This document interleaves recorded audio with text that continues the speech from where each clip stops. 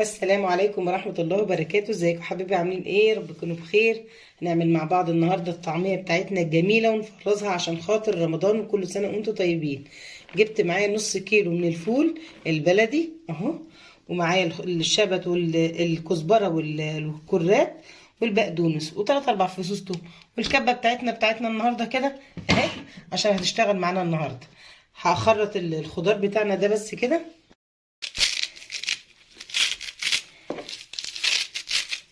مش لازم تخرطيه ناعم يعني، لانه في الاخر هينضرب في الكبه بتاعتك اهو.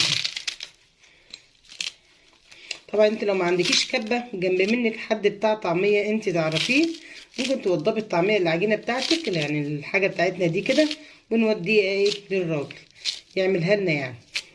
بس طبعا بتستأذيني الاول. احنا كنا زمان واحنا صغيرين كانت امي الله يرحمها تودينا تعمل الطعميه بتاعتها وتنقع الحاجه زي ما احنا هنعمل كده، وكانت تقول لك ايه، روحي عمك فلان خليه ايه يضرب لنا، قولي له بتقول لك ماما اعمل لها الطعميه دي. ده لو في حاله ان انت ما عندكيش كبه هتطلعي تعمليها بره. هلا هنقلب بقى الحاجه بتاعتنا. حطينا طبعا التوم اهوت هنقلب بس كده كده كده. حتى لو ما قلبناش كده كده هينضرب كله ده في الكبه وهيدينا نفس النتيجه برضه. بسم الله الرحمن الرحيم.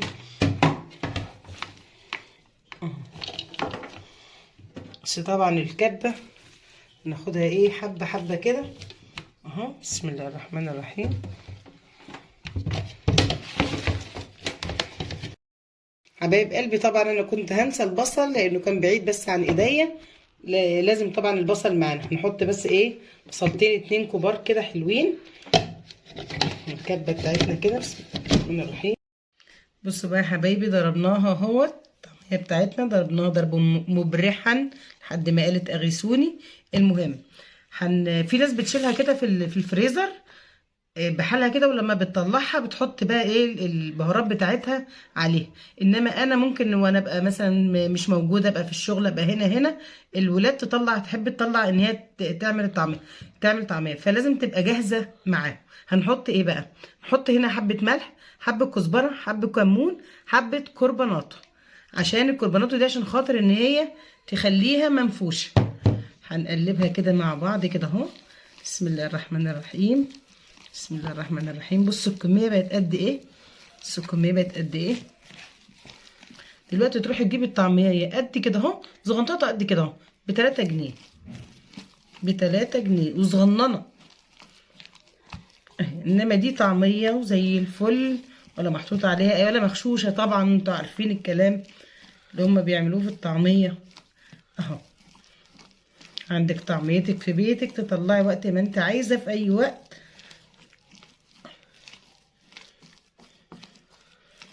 في رمضان لما بنعمل أكلة شعبية ونعمل طعمية ومش عارفة ايه، تروحي تقفي عند بتاع الطعمية قد كده عشان تجيبي ب5 جنيه طعمية، ويا ريته هيكفي.